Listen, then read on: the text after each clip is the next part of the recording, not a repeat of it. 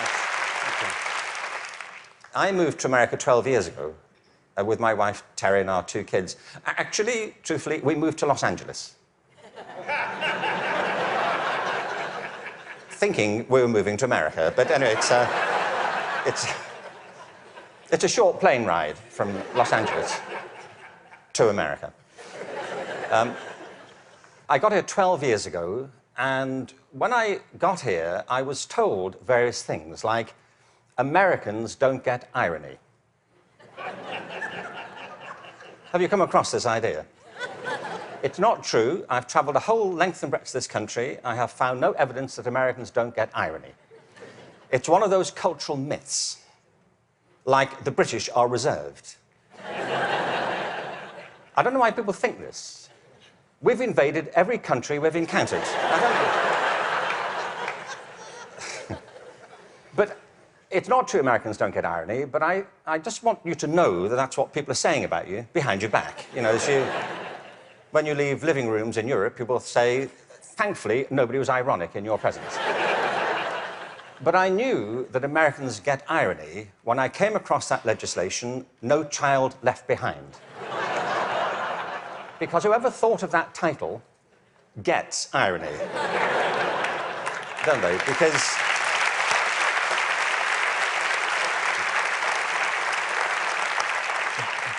it's leaving millions of children behind. Now, I can see that's not a very attractive name for legislation. Millions of children left behind. I can see that. What's the plan? Well, we propose to leave millions of children behind, and here's how it's going to work. And it's working beautifully. In some parts of the country, 60% of kids drop out of high school. In the Native American communities, it's 80% of kids. If we halved that number, one estimate is it would create a net gain to the US economy over 10 years of nearly $1 trillion. From an economic point of view, this is good math, isn't it? That we should do this. It actually costs an enormous amount to mop up the damage from the dropout crisis. But the dropout crisis is just the tip of an iceberg. What it doesn't count are all the kids who are in school but being disengaged from it, who don't enjoy it, who don't get any real benefit from it. And the reason is not that we're not spending enough money. America spends more money on education than most other countries. Class sizes are smaller than in many countries. And there are hundreds of initiatives every year to try and improve education. The trouble is, it's all going in the wrong direction. There are 3 principles on which human life flourishes, and they are contradicted by the culture of education under which most teachers have to labour and most students have to endure. The first is this, that human beings are naturally different and diverse. Can I ask you, how many of you have got children of your own? OK. Or grandchildren? How about 2 children or more? Right. And the rest of you have seen such children? Small people wandering about. I will make you a bet, and I'm confident I will win the bet. If you've got 2 children or more, I bet you they are completely different from each other, aren't they? Aren't they? You would never confuse them, would you? Like, which one are you? Remind me. You know, your mother and I are going to introduce some colour-coding system so we don't get confused. Education under No Child Left Behind is based on not diversity, but conformity. What schools are encouraged to do is to find out what kids can do across a very narrow spectrum of achievement. One of the effects of No Child Left Behind has been to narrow the focus onto the so-called STEM disciplines. They're very important. I'm not here to argue against science and math. On the contrary, they're necessary, but they're not sufficient. A real education has to give equal weight to the arts, the humanities, to physical education. An awful lot of kids... Sorry, thank you.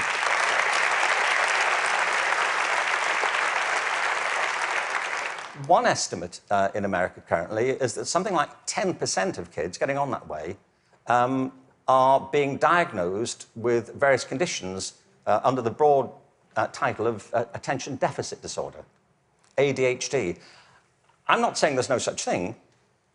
I just don't believe it's an epidemic like this. If you sit kids down hour after hour doing low-grade clerical work, don't be surprised if they start to fidget, you know.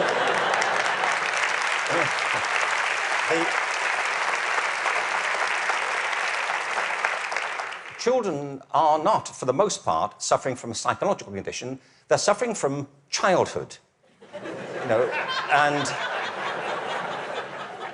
I know this because I spent my early life as a child. I went through the whole thing. And kids prosper best with a broad curriculum that celebrates their various talents, not just a small range of them. And by the way, the arts aren't just important because they improve math scores, they're important because they speak to parts of children's being which are otherwise untouched. The second... Sorry, thank you. The second principle that drives human life and flourishing is curiosity. If you can light the spark of curiosity in a child, they will learn without any further assistance very often. Children are natural learners. It's a real achievement to put that particular ability out or to stifle it. Curiosity is the kind of engine of achievement. Now, the reason I say this is because one of the effects of the current culture here, if I can say so, has been to deprofessionalize teachers. There is no system in the world or any school in the country that's better than its teachers. Teachers are the lifeblood of the success of schools. But teaching is a creative profession. Teaching properly conceived is not a delivery system. You know, you're not there just to pass on received information. Great teachers do that. But what great teachers also do is mentor, stimulate, provoke, engage. You see, in the end, education is about learning. If there's no learning going on, there's no education going on. And people can spend an awful lot of time discussing education without ever discussing learning. The whole point of education is to get people to learn. A friend of mine, old friend, actually very old, he's dead. That's as old as it gets, I'm afraid. So, but a wonderful guy, he was. A wonderful philosopher. He used to talk about the difference between the task and achievement senses of verbs. You know, you can be engaged in the activity of something, but not really be achieving it. It's like dieting. It's a very good example, you know. There he is, he's dieting. Is he losing any weight? Not really. Teaching is a word like that. You can say, there's Deborah, she's in room 34, she's teaching. But if nobody's learning anything, she may be engaged in the task of teaching, but not actually fulfilling it. The role of a teacher is to facilitate learning. That's it.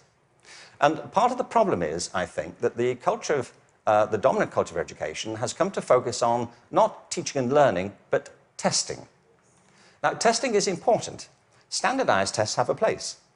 But they should not be the dominant culture of education. They should be diagnostic. They should help. You know, if I go for a medical examination, I want some standardized tests. I do. You know, I want to know what my cholesterol level is compared to everybody else's on a standard scale. I don't want to be told on some scale my doctor invented in the car. You know, your cholesterol is what I call level orange. Really? Is that good? We don't know. But all that should support learning. It shouldn't obstruct it, which of course it often does. So in place of curiosity, what we have is a culture of compliance. Our children and teachers are encouraged to follow kind of routine algorithms rather than to excite that power of imagination and curiosity. And the third principle is this, that human life is inherently creative. It's why we all have different resumes. We create our lives, and we can recreate them as we go through them. It's the common currency of being a human being. It's why human culture is so interesting and diverse and dynamic. I mean, other animals may well have imaginations and creativity, but it's not so much in evidence, is it, as ours. I mean, you may have a dog, you know, and your dog may get depressed. You know, but it doesn't listen to Radiohead, does it? And, sit staring out the window with a bottle of Jack Daniels. And you say, would you like to come for a walk? He said, no, I'm fine. No. You go. I'll wait, I'll go. Yeah. But take pictures. We all create our own lives through this restless process of imagining alternatives and possibilities, and one of the roles of education is to awaken and develop these powers of creativity. Instead, what we have is a culture of standardization. Now, it doesn't have to be that way. It really doesn't. Finland regularly comes out top in math, science, and reading. Now, we only know that's what they do well at because that's all that's being tested currently. That's one of the problems of the tests. They don't look for other things that matter just as much. The thing about work in Finland is this.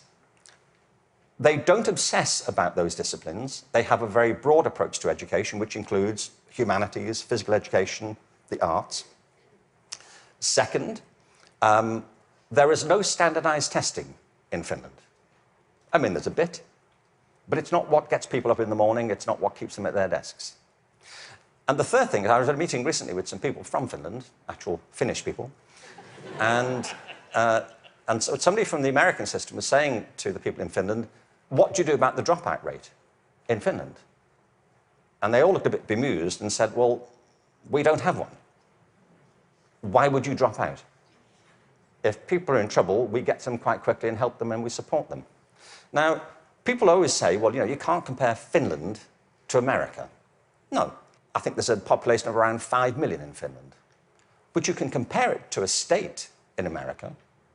Many states in America have fewer people in them than that. I mean, I've been to some states in America, and I was the only person there. Really. Really, I was asked to lock up when I left. But what all the high-performing systems in the world do is currently what is not evident, sadly, across the systems in America. I mean, as a whole. One is this. They individualize teaching and learning. They recognize that it's students who are learning, and the system has to engage them, their curiosity, their individuality, and their creativity. That's how you get them to learn. The second is that they attribute a very high status to the teaching profession. They recognize that you can't improve education if you don't pick great people to teach and if you don't keep giving them constant support and professional development. Investing in professional development is not a cost, it's an investment. And every other country that's succeeding well knows that, whether it's Australia, Canada, South Korea, Singapore, Hong Kong, or Shanghai. They know that to be the case. And the third is they devolve responsibility to the school level for getting the job done. You see, there's a big difference here between going into a mode of command and control in education. That's what happens in some systems. You know, central governments decide or state governments decide, they know best and they're going to tell you what to do. The trouble is that education doesn't go on in the committee rooms of our legislative buildings. It happens in classrooms and schools. And the people who do it are the teachers and the students. And if you remove their discretion, it stops working. You have to put it back to the people.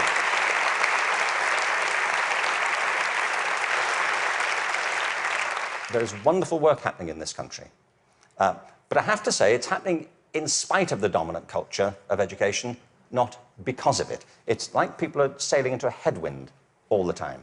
And the reason I think is this, that many of the current policies are based on mechanistic conceptions of education. It's like education is an industrial process that can be improved just by having better data. And somewhere in, I think, the back of the mind of some policymakers is this idea that if we fine-tune it well enough, if we just get it right, it'll all hum along perfectly into the future. It won't, and it never did. The point is that education is not a mechanical system, it's a human system. It's about people. People who either do want to learn or don't want to learn. Every student who drops out of school has a reason for it. which is rooted in their own biography. They may find it boring, they may find it irrelevant, they may find that it's at odds with the life they're living outside of school. There are trends, but the stories are always unique. I was at a meeting recently in Los Angeles they're called alternative education programs. These are programs designed to get kids back into education. They have certain common features. They're very personalized. They have strong support for the teachers, close links with the community, and a broad and diverse curriculum, and often programs which involve students outside school as well as inside school. And they work. What's interesting to me is these are called alternative education. You know? And all the evidence from around the world is if we all did that, there'd be no need for the alternative.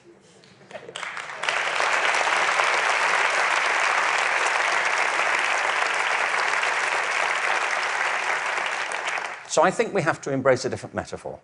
We have to recognize that it's a human system and there are conditions under which people thrive and conditions under which they don't. We are, after all, organic creatures. And the culture of the school is absolutely essential. Culture is an organic term, isn't it? Not far from where I live is a place called Death Valley. Death Valley is the hottest, driest place in America, and nothing grows there. Nothing grows there because it doesn't rain, hence Death Valley. In the winter of 2004, it rained in Death Valley. 7 inches of rain fell over a very short period. And in the spring of 2005, there was a phenomenon. The whole floor of Death Valley was carpeted in flowers for a while. What it proved is this, that Death Valley isn't dead. It's dormant. Right beneath the surface are these seeds of possibility, waiting for the right conditions to come about. And with organic systems, if the conditions are right, life is inevitable. It happens all the time. You take an area, a school, a district, you change the conditions, give people a different sense of possibility, a different set of expectations, a broader range of opportunities. You cherish and value the relationships between teachers and learners. You offer people discretion to be creative and to innovate in what they do. And schools that were once bereft spring to life. Great leaders know that. The real role of leadership in education, and I think it's true at the national level, the state level, at the school level, is not and should not be command and control. The real role of leadership is climate control, creating a climate of possibility. And if you do that, people will rise to it and achieve things that you completely did not anticipate and couldn't have expected. There's a wonderful quote from Benjamin Franklin. There are 3 sorts of people in the world. Those who are immovable, people who don't get it, they don't want to get it, they're not going to do anything about it. There are people who are movable, people who see the need for change and are prepared to listen to it. And there are people who move, people who make things happen. And if we can encourage more people, that will be a movement. And if the movement is strong enough, that's, in the best sense of the word, a revolution. And that's what we need. Thank you very much. Thank you very much.